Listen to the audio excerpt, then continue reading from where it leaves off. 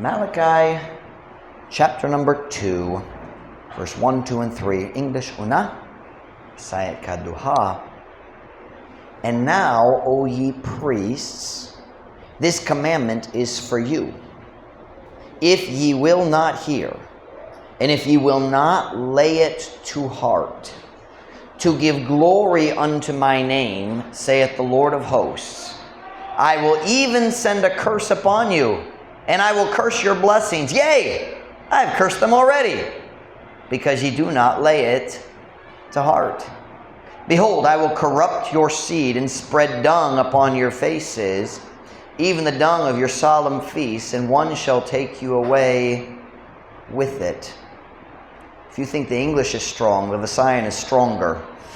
Bisaya, og karon o kamong mga pari, kini nga sugo alang kaninyo. Kung kamo dali maminaw, o kung kamo dali mo butang ni ini sa kasing-kasing sa paghatag og himaya ngadto sa akong ngalan, nagiingon ang Ginoo sa mga panon. Ako bisan pa mo padala sa usa ka tunglo nga kaninyo, ug ako mo tunglo sa inyong mga panalangin. Oo, ako mitunglo na kanila. Tungod kay kamo wala nagbutang ni ini sa kasing-kasing. Tanawa, ako mo duno sa inyong binhi, og mukatag og kinalibang nganha sa inyong mga nawong. Bisan ang kinalibang sa inyong baalanong mga pista, og usa ang mukuha kaninyo uban ni ini. Isog kayo ang Diyos ngato sa mga pare. I mean, unsay masulti niya nga mas what's the word I'm looking for? Mas maisogon, mas grabe. I mean, what he's showing is wala siya, he had no respect. What's the word I'm looking for? Nagpakita siya sa iyang pagtamay sa ilang attitude. Just the disgust. Giluod siya sa ilang batasan. And the words he used are strong. And this morning, I want to show you why God was so upset. Title of the message this morning comes from verse 2. If ye will not lay it to heart. The Visayan is a little weak because it's a hard thing to translate. If you'll not lay it to heart. Kun kamud dili mo butang ni ini sa kasing-kasing. That's not quite as strong as the English. It's more like lay it to heart really means make it serious. Mudawa ang seryoso, kinasing-kasing mudawa. I won't preach on that phrase. The English is clear. If you will not lay it to heart.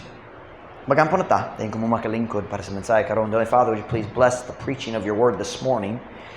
Lord, I'm happy for the kids. Nalipay ko nga mga bata na naitchance nga naglingaw-lingaw sa likod. Pero mga ko Ginoo nga kami dari mag-focus sa pagwali sa imong pulong. Palihog Ginoo, liho ka sa matag kasing-kasing sa tao diri. Mga ko Ginoo nga ikaw mo tabang ni Brother Michael sa iyang pagwali sa bata pod. Lord, I just pray God that you bless everything that happens today at Truth Baptist Church. Fill me with your spirit. Help me, God, as I deliver your message. We pray in Jesus' name. Amen. Pwede ka mo maglingkod.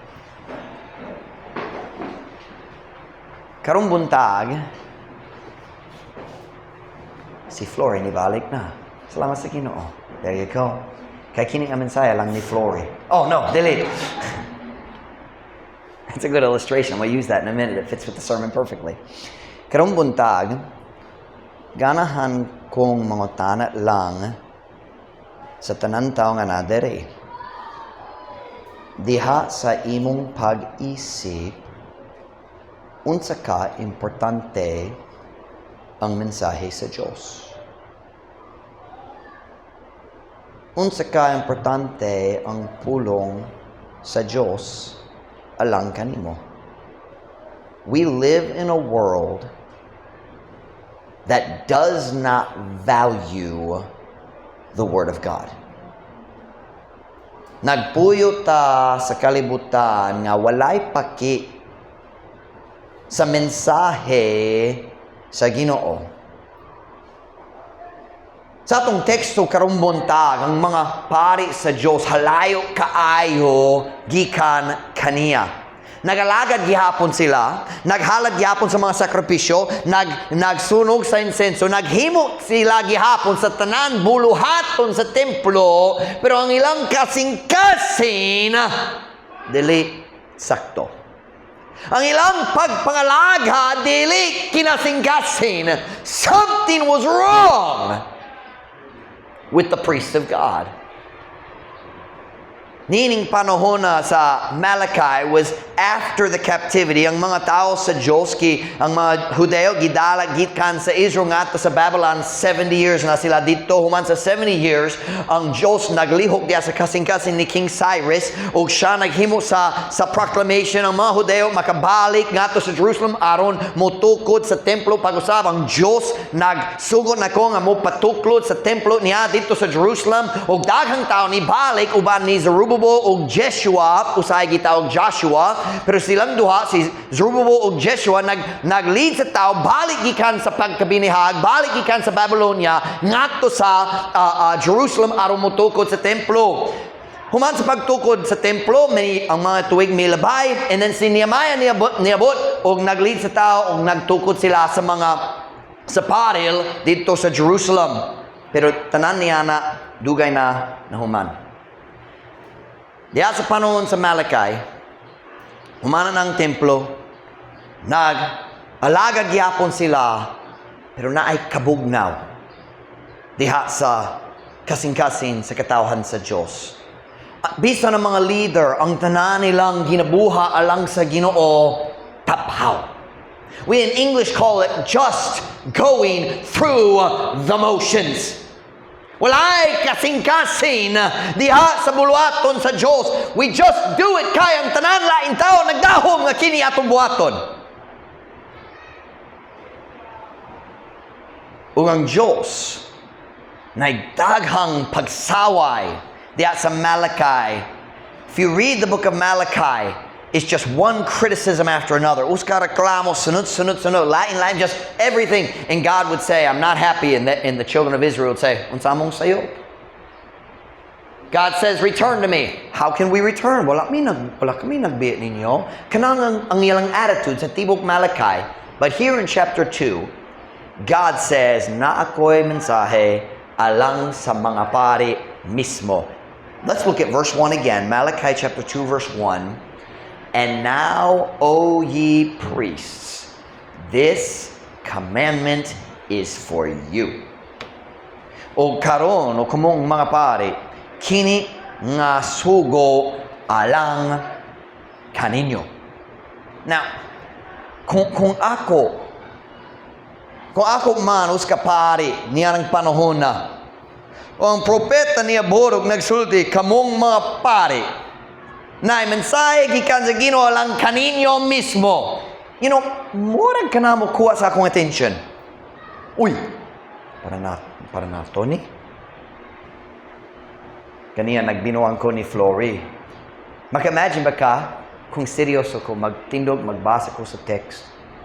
And then I said, ang akong mensahe karong buntag para ni Beth lang kamuway labo. Pwede maminaw para ni Beth.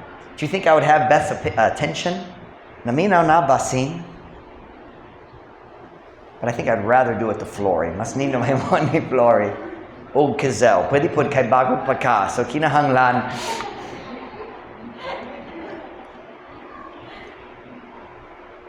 Pero kanak gayud ang ginabuha sa Diyos. Pinagi ni Malachi nga sa mga pare tiya sa templo sa Ginoo. Verse 1, O karon, o kamong mga pari, kini nga sugo alang kaninyo. This message is for you. Turn with me to 2 Timothy chapter 3 verse 16. 2 Timothy chapter 3 verse 16.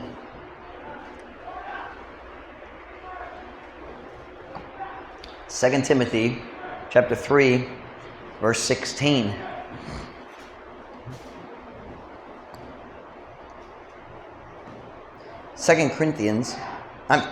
Timothy. Where did Corinthians come from? I'm not even going to Corinthians today, I don't think. I don't even like the book of Corinthians. So. 2 Timothy chapter 3, verse 16. Kung nasa, amen? All Scripture. How much Scripture? How much Scripture? All Scripture is given by inspiration of God and is profitable for doctrine, for reproof, for correction, for instruction in righteousness. Ang tibok nga kasulatan, gihatag pinagis inspirasyon sa Diyos. Og mapuslanon. Alang sa pagtulunan, alang sa pagsaway, alang sa pagtulid, alang sa pagpahimangno, deha sa pagkamatarong. All Scripture is given by inspiration of God and is profitable. Mauswagon alang kanimo. Truth Baptist Church. Na ako'y balita karong buntag. Kini nga mensahe alang kanimo. Ang Diyos wala nagsula sa Biblia alang sa uban. Nagsula siya sa Biblia alang kanimo. The whole book, all Scripture is given by inspiration of God and is profitable. Mapuslanon alang kanimo. Turn to Matthew chapter 4, verse 4. Matthew chapter 4, verse 4.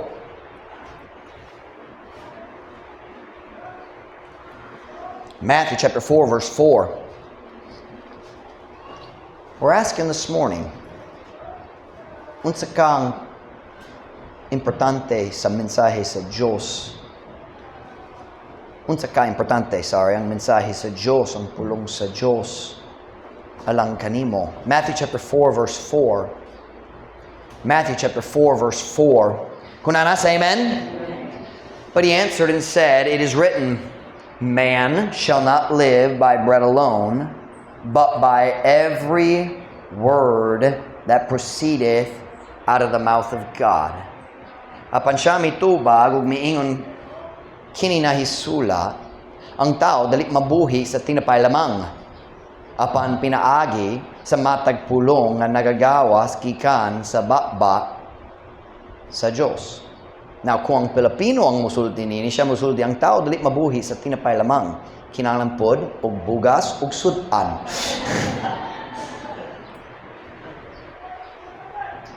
Jesus said, but by every word that proceedeth out of the mouth of God. Matag pulong sa Diyos. Here's an amazing thing. Pagkadaghan sa Kristohanon, nga dugay na gayud na luwas, o wala bisan usa ka panahon nagbasa sila sa tibok Biblia. How can you live by every word of God if you've never even read them? Pagkadaghan sa Kristohanan, mubasa sa mga favorites, ganan ko sa Psalms, nindot ang Psalms, ganan ko sa Gospels, nindot po ang Gospels, pero Chronicles, Leviticus, kinahanglan ba gayon? Ezekiel. Have you ever read Ezekiel 40, 41, 42? Ako Ginoo, kay nga naman. And God says, it's profitable. It's profitable. All Scripture. Every word of God. Truth Baptist Church. Kini nga mensahe alang kanato. God gave us a book and it's profitable and we need it. So ako mga tanak kanimo karong buntag. I'm gonna ask again, unsa ka importante ang mensahe sa Diyos alang kanimo? Diya sa imong pag-isip, kinahanglan ba ka sa mensahe sa Diyos? Ako makasulti kaninyo karon kung unsang pinakadakong problema nining daotang kalibutan. Dili ta mag-isip nga importante ang pulong sa Diyos. We just don't. Kanamang raso nga dili ta makapasulod sa tao sa church. Mag-invite. Di ba? Nga naman ang tao, dali mga magsimba. Para nilang pulong sa Diyos, dali importante. Dali sila Bati nga kinala mo katon. The truth is, ang kadaghanan sa tao sa atong kalibutan karon walay paki kabayan sa mensahe sa Dios. Kana mas importante ang kwarta, mas importante ang trabaho, mas importante ang lingaw-lingaw, mas importante ang katulog, mas importante ang labhonon. Pila ka paano ng tao na gayon ako, Pastor Mike, dili ko makasimba, wala ko'y suton.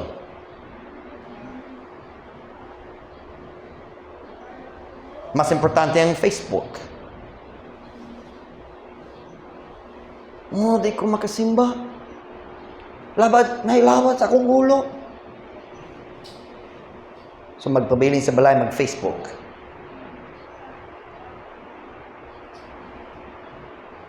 I'm not buying that one. I don't want to say that in the sign. I'm not buying that. Uwati ko? Uwata ko? Uwata ko? That's what I'm not buying that means. Di ko makadawan niya ng alibay. If you can look at a screen, you can look at the pastor. Oy, sakit akong ngipon. Basing. How can we prove if your truth really hurts? We can't. Di ba? Kung naitaw mo ba, hey, magsimba ba ka? Oh, sakit akong ngipon. Pero nakalaag ka gahapon. Ang tinong problema, dali importante ang pulong sa Diyos. Magpabiling sa balay, magbantay sa TV. If you can watch TV, kung makabantay ka sa showtime sa TV, nga naman dali ka makalingkod maminaw sa pulong sa Diyos.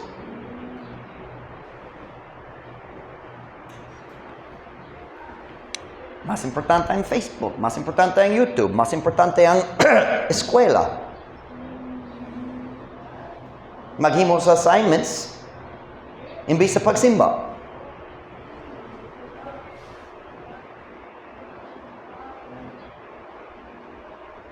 Magdula-dula sa tibok adlaw Sabado. Dayon mag-alibay sa Domingo sa buntag. Dili ko makasimba, wala ko naghimo sa akong assignment. Nga naman wala ka naghimo kahapon. Oh, how about this one? Mas importante ang pamilya. Importante kayo ang pamilya. If you don't take care of your family, God says you're worse than an infidel. Importante ang pamilya. But Jesus is very clear. Put me first. Ang manluluwas ra may katungod nga musulti, unha ko. Jesus said, kung nasa bisang kinsa nga musalikway sa mama, I'll use proper, inahan, or amahan, or anak, or asawa. That doesn't mean you left your wife. It means they left you because you serve God. But you let them go rather than chasing them. Jesus said, if kung dalibot ka if you're not willing to let go of your family, you're not worthy to be my disciple. Now that's hard to swallow, isn't it? Lisod na. But may I just point out to you, I haven't seen my family in over 2.5 years.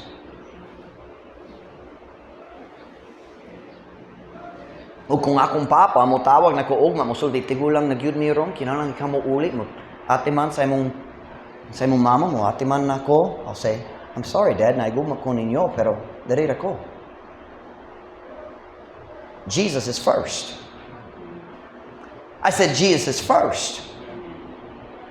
Ang tawag sa Diyos mas importante kaysa tawag sa papa. That's real easy to say, it's real hard to live. We're talking about the message of God, the Word of God.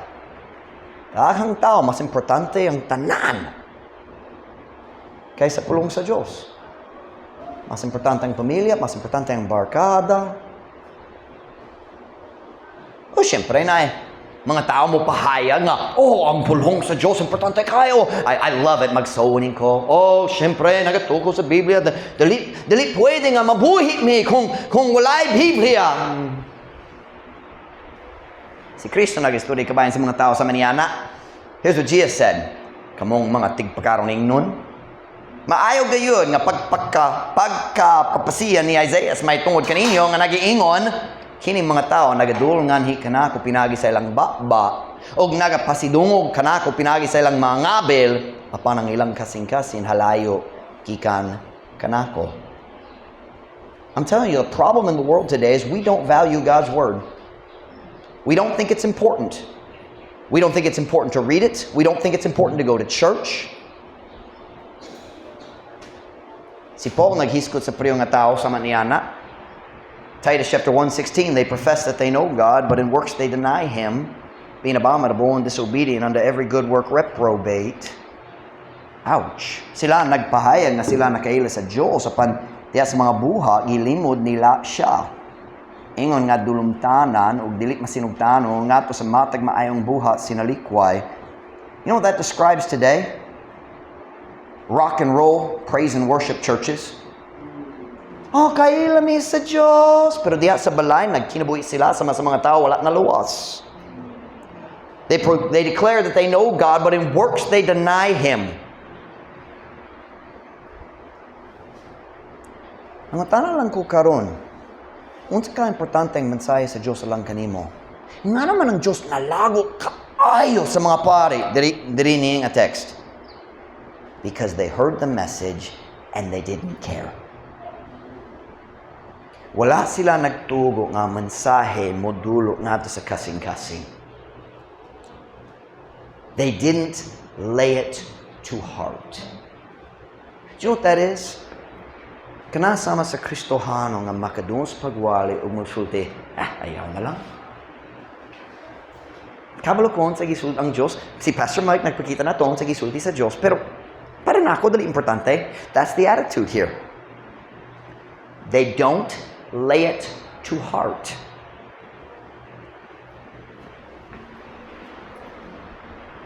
Look at verse 2. Malachi chapter 2, verse 2.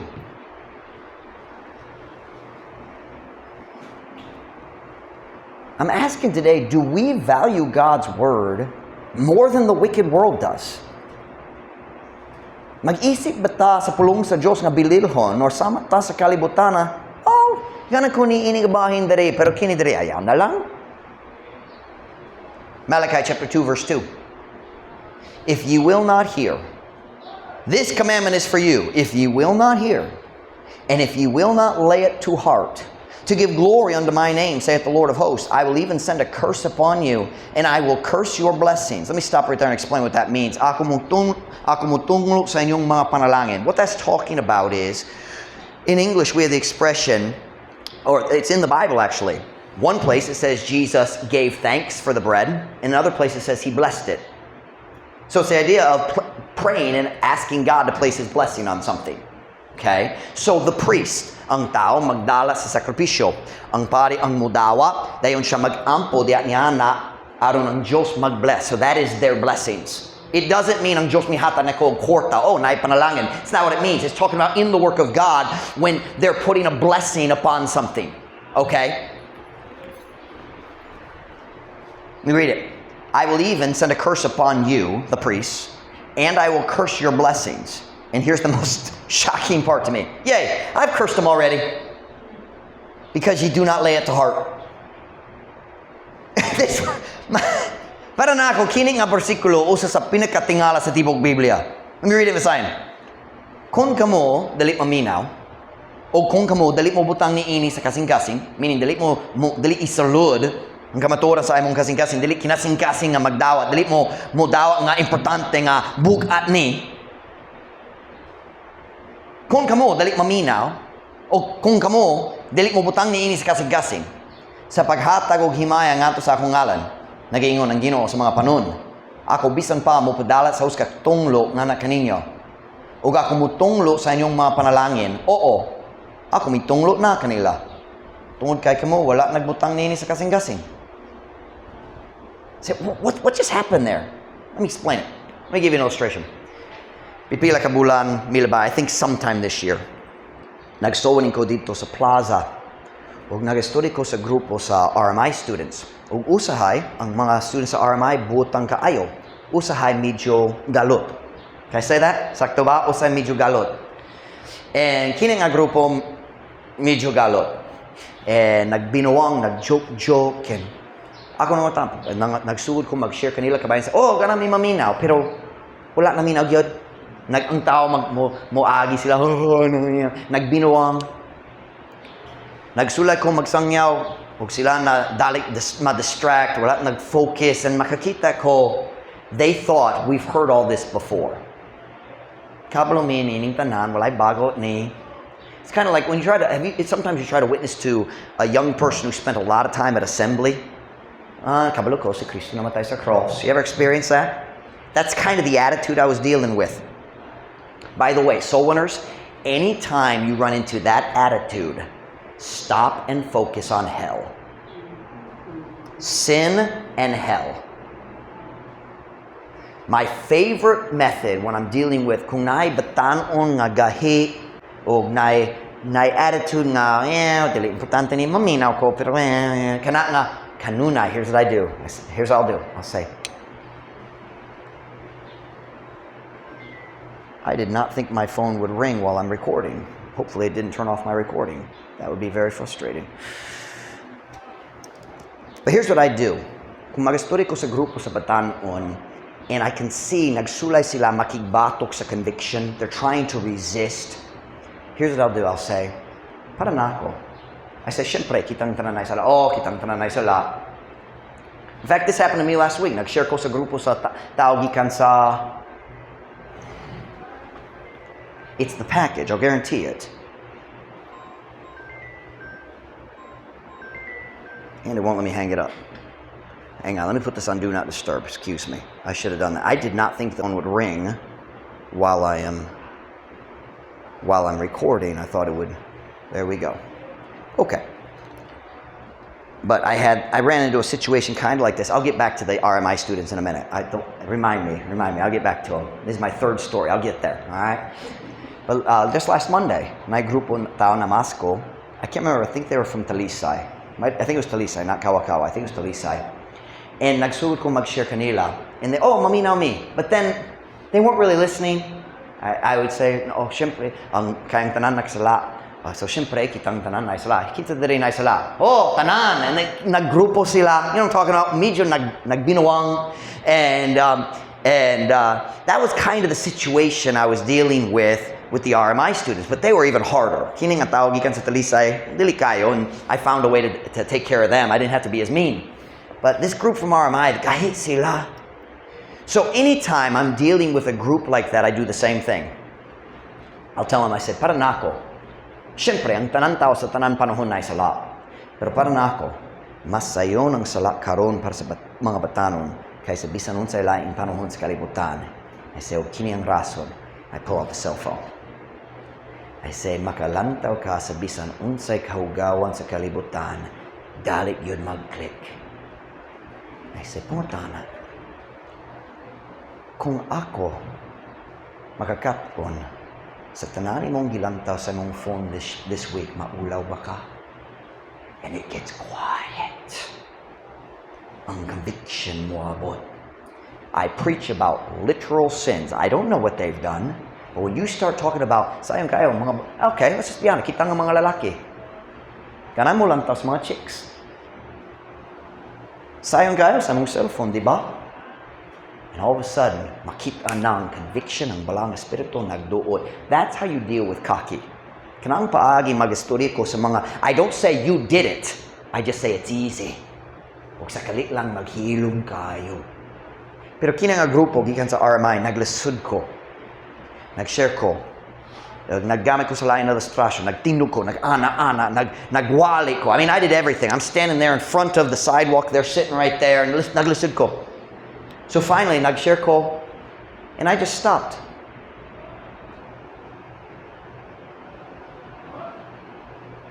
They sat there for about 10 seconds. And finally, they all stopped. They all looked at me. They were looking at the ground, everything except listening.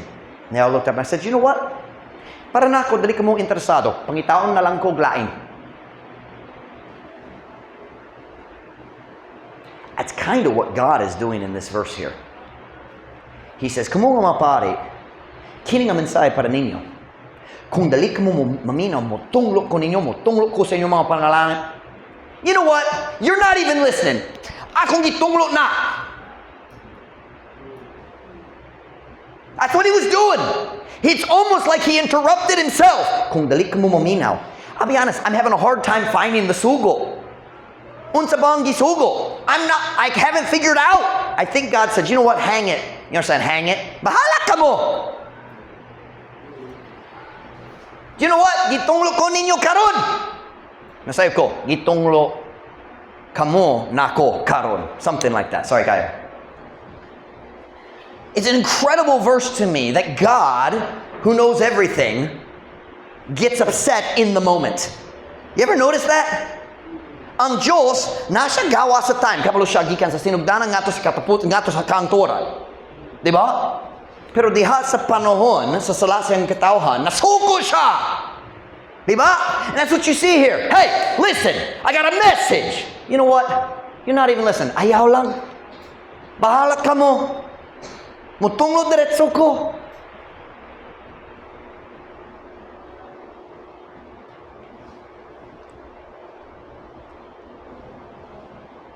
Naglasud ko niini nga mensahe gahapon sa gabi. Nagtyping ko. Nagplano ko mag-explain dahil ang Diyos nagpugong. I typed and deleted, typed and deleted, typed and deleted. And God just pushed me to verse 3. God said, ako mo tunglot ninyo. Or gitunglot na. O unsa bang tunglot? Tungod sa ilang attitude, tungod sa ilang hunahuna kabayan sa mensahe sa Diyos, ilang attitude nga dali importante ang mensahe sa Diyos. Oh yeah, I mean we know, we like it, but it's not that important. Look at verse 3. What was the curse? Behold, I will corrupt your seed. Tanawa ako moduno sa inyong binhi. Now I have a question. What is seed? Unsa bang binhi? I disagree with the translation. It should be kaliwat. Now, I know sometimes we use binhi in Visayan like we do seed in English, but it's not real common, di ba? Ang pulong binhi meaning ang imong anak. Mas klaro ang kaliwat. Lukop sa Biblia ang pulong seed, kung mag-study ka ba sa tao, ki-translate nga kaliwat. Ang nagikan nimo. God says, tanawa, ako mo dunot sa inyong kaliwat. Unsa bang tunglo ang kadunot sa imong kaliwat? And I did. I read the commentaries. I don't read commentaries. Dili common. No pun intended. Dili common nga ako mubasa sa mga commentary. Pero naglantaw ko, kaya naglisod ko, unsay possible niini? O ang mga commentary, dali mag-uyon ako. Sila masuldi, kini nagpasibo ang ilang binhi para sa pagpugas, how corrupt is, so walay pag-ani, naiting gutom. But that doesn't agree with the rest of the verse. Behold, I will corrupt your seed and spread dung upon your faces. Okay, those two things, how do you connect those? Yep. Madunot, kanak nga liso sa imong kamot, madunot. And I'm gonna smash you know what on your face. They don't go together. And it gets worse. I will corrupt your seed and spread dung upon your faces, even the dung of your solemn feasts, and one shall take you away with it. Tanaw, ako muduno sa inyong binhi, ug mukatag, ug kinalibang nganha sa inyong mga nawong. Bisan ang kinalibang sa inyong balaanong mga pista ug usang mukwa kaninyo uban niini. Ang kinalibang gihiskod diri is talking about when they sacrificed animals. Oftentimes they would clean it out like you clean a pig before you lechon it. So kung maglechon ka, maglimpyo ka. Do you call the word limpyo? Is that the word you use? Like kung naista, maglimpyo ka sa ista? They didn't always. Sometimes sila nagburn sa tibuok mananap. But many of the sacrifices, they cut them open and remove, in the Bible, it's called the pertinence. We would say it in modern English, the guts. Ang tanan sulod dere, apil ang kahugawan. And God was saying, you're offering these sacrifices and you're carrying out that dung. He says, let me show you how little respect I have for your sacrifice. That's really strong. That doesn't fit with. And by the way, ang imong liso madunot. It's imong anak. Kaliwa.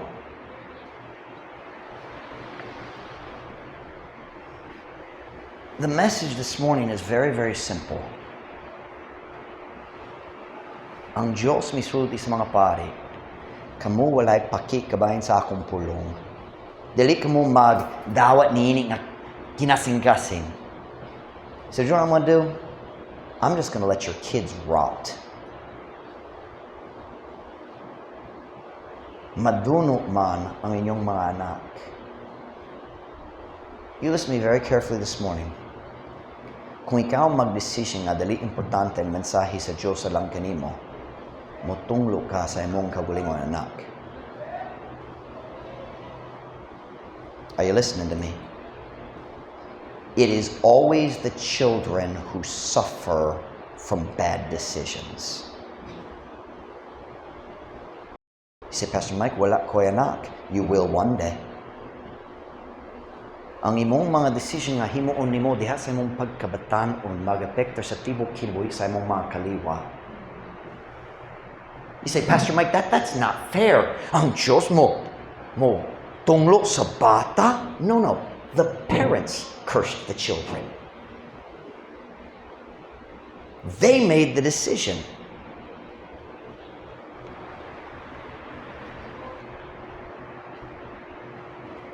Kini nga kamatuora makita na to lukop sa Biblia. Labaw pa diha sa propeta, pero makitaan po diha sa Psalms, makitaan po diha sa Deuteronomy.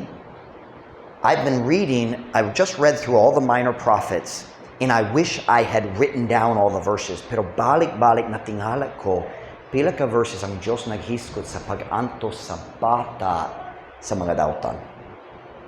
Mga anak sa mga dautan.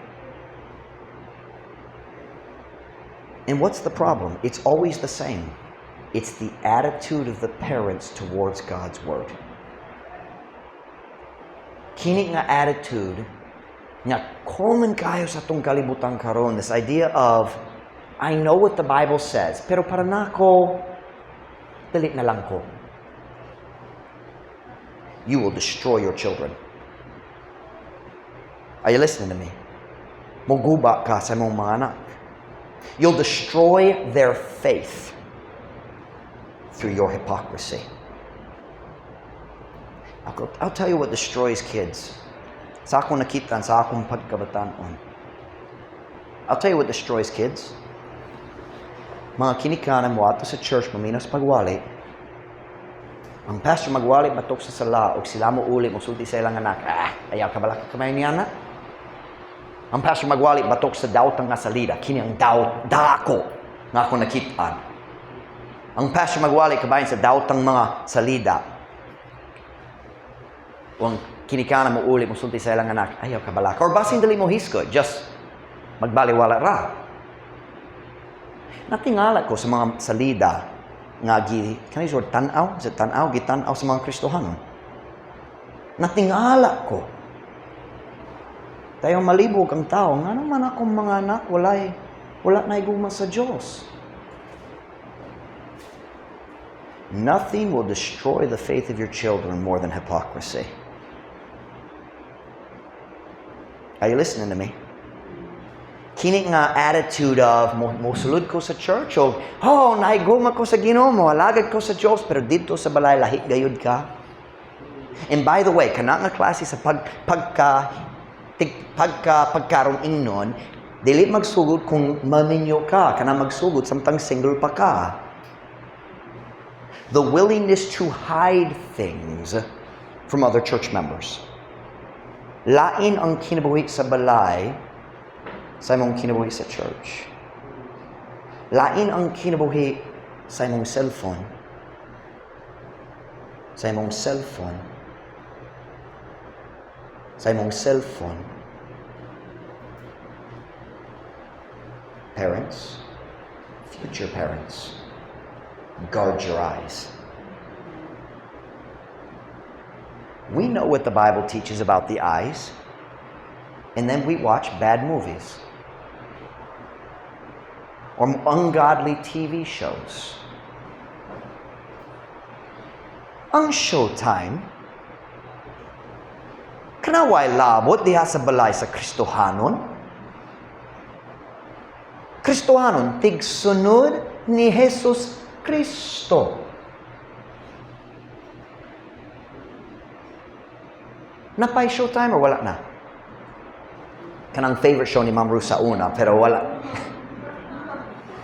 Na-stop na, di ba? Or nagyapon? Well, at least you don't know. That's a good thing. Kung kabalo ka, mahadlok mo. Nagyapon, Pastor. Matag, Lunes, 6 p.m.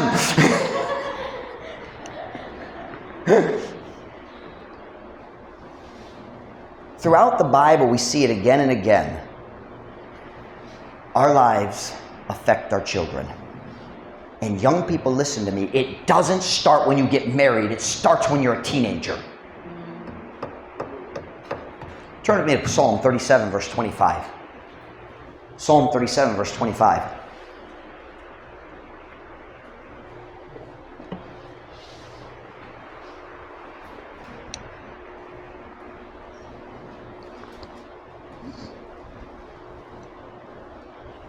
I preached on this a few weeks ago. Psalm 37, verse 25. Kung nasa, amen? I have been young and now I'm old. That is not true about me. I'm still young. I have been young and am still young. Yet have I not seen the righteous forsaken, here it is, nor his seed begging bread. Klaro man, binhi na seed. Kaliwa, begging bread. He is ever merciful and lendeth, and his seed is blessed.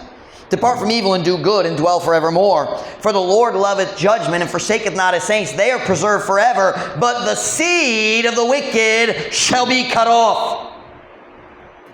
Ako miagi sa pagkabatan-on ug karon tigulang na.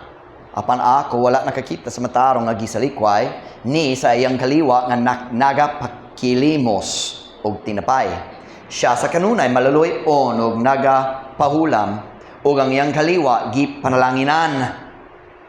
Biya sa dautan ug pagbuha og maayo ug pagpuyo sa kantoran, kay Ginoo nagahigugma sa paghukam ug wala nagasalikway sa iyang mga balaan. Sila gipalungtad sa kantoran apan ang kaliwa sa dautan pagapuohon. Sa niyo puohon? That's like wiped out, isn't it? When God's people have the wrong attitude towards God's Word. In this case, unsa bang iyang sugo? Ayaw masago sa mga dautan. Ayaw mahimong suod sa mga tao nga wala na luwas. Wala sila naminaw. Unsa na itabo? Oh, I'm sorry. I'm skipping ahead to the next one. I'm sorry. That's the next one. Here is just about the righteous and the wicked. I'm sorry. Go to Psalm 106. My mind jumped ahead and I got distracted. Kini nagastori kabayan sa tao sa Diyos sa diyang nagsulod sila sa Canaan. Wala sila patay sa mga daotang tao sa nasod, sama sa sugo sa Diyos. Nasago sila. Yeah, they use the word sago in the Bible. Psalm 106 verse 34. Kung nasa amen?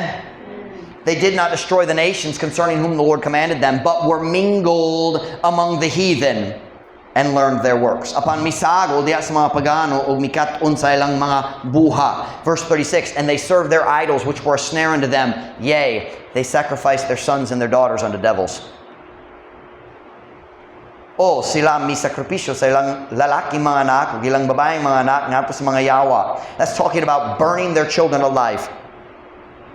It's talking about Molech and I can't remember the name of the other god. Molech and nalimut ko, but there were gods in Canaan, ay mga Diyos ug ang ilang paagis pagsimba kung naay bata na tao, bago pa na tao, sila nagsakripisyo sa ilang bagong bata. They would start a fire in the lap.